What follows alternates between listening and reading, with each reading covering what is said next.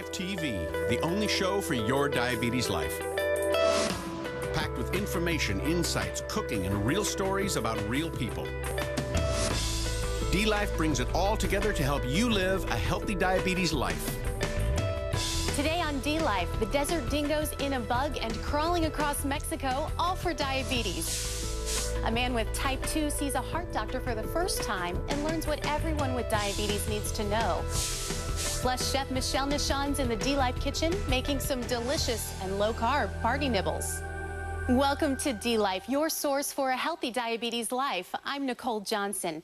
The world of off-road racing is one of adventure and excitement. But for Team Desert Dingo, there's an extra incentive, the hope that their car will raise awareness of the growing diabetes epidemic. dLife journeyed south of the border to follow the team along the treacherous terrain of Baja, California. They were competitors in the annual road race known as the Baja 1000. Hey, we're Team Desert Dingo. We're here at the Baja 1000, and we're racing for diabetes. In its 40th year, the Baja 1000 attracts 300,000 spectators with millions more watching on television. As first-time participants, Team Desert Dingo was geared up for an arduous, grueling trek. We were working on the car, working on the team, and we realized that in reading up on other teams, that they were doing fundraisers and they were doing drive-a-thons, and we thought, hey, this is a perfect opportunity.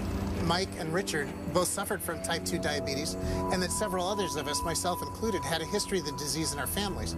And so it just seemed like a natural thing that we could do a fundraiser, a drive-a-thon fundraiser for diabetes, and at the same time, because we're in Mexico, where diabetes is so prevalent, that we could raise awareness of it and maybe encourage people just to go get checked for it. It really is organized chaos to get this thing ready to go. I'm going to put a neck brace on it. But within that chaos, there's a process where people know what they're doing, they know where they have to be, and regardless of everything going on around it, they're focused and they get the job done. And I think that, plays into the same thing with diabetes is, you could be all over the place on things, but you know what you need to accomplish. They're very similar parallels. I just want to raise it up and set it on this e-brake. I never really thought about diabetes affecting me in this race, whereas my wife did, because a couple of weeks ago we met up with an old friend of hers who is a type 1 diabetic, and she had mentioned to him that I was coming down to race in the Baja 1000, and he said, "You can't race, you're a diabetic, you can't, it's not good, it's too stressful." This feels great, guys. A big part of it is being honest with yourself and not let your ego get in the way. And if there's a risk that you're putting yourself or others at risk, then you can't do it. But there's no reason that you can't if you're healthy enough.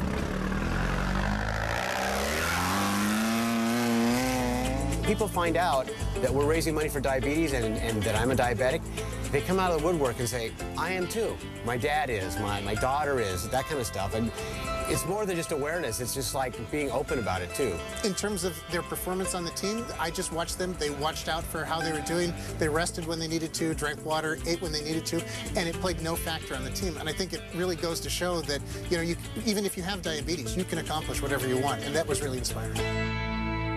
The race starts in Ensenada, up in the northern tip of Baja, California, and 1,300 miles later, everybody finishes in Cabo San Lucas. It's best described as a 24-hour plane crash when you're inside the car. In our case, 53 hours, and as one of the few people who actually got to drive, I can testify to that.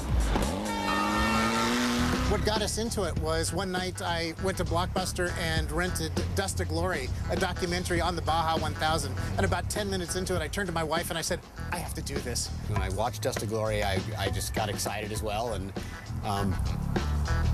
actually started thinking, hey, maybe we can do this. It really started with Mike Aquino because he bought a $300 body with some wheels on it that the next day was going to be towed to the junkyard. It had no engine, it had no transmission, and we literally had to tow it back to his place to get started. I never really had the desire to be specifically a driver in the Baja 1000, but I just wanted to be a participant in any way that I could.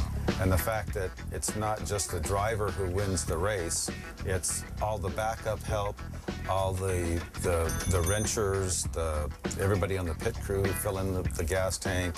It's a whole team effort, and it's the camaraderie of everybody working together for one purpose. While disaster loomed around every twist and turn, Team Desert Dingo was not prepared for the shocking news they received just hours after the start of the race. I was ready to go. I had been hydrating. I had been very meticulous about what I ate, so I wasn't full, and I was just like totally getting in the zone. And then the sat phone rang, and Seth said, "I have bad news." Somewhere up around 4,600 feet in the middle of the night, we lost all oil pressure. There's a big oil light that comes on, and that's an immediate response to turn the engine off to protect the engine. For 10 seconds, I was relieved that it was just a broken car, And then, disappointment started to set in, but one of the first things I thought about was it could be worse. It could be a lot worse. Their race had ended prematurely, but the team's commitment to future races, to diabetes awareness, and to each other endures. While we didn't finish the race, it's still a success to me. People that I've talked to for the 3 or 4 days that I've been down here, they ask, why we're doing this, and I said to raise money for the International Diabetes Federation. And I feel that we were a success in that aspect. To be able to do something for somebody else, it's over the top. It's so incredible. I love it. I'm living in the way that I'm not letting the disease affect the way that I live. It's not going to dictate how I run my life. We're going to fix the car. We're going to keep going. We're going to keep on with the message. To learn more about Team Desert Dingo and their next race, check out dLife.com. Up next, the first step for keeping your heart healthy when living with diabetes.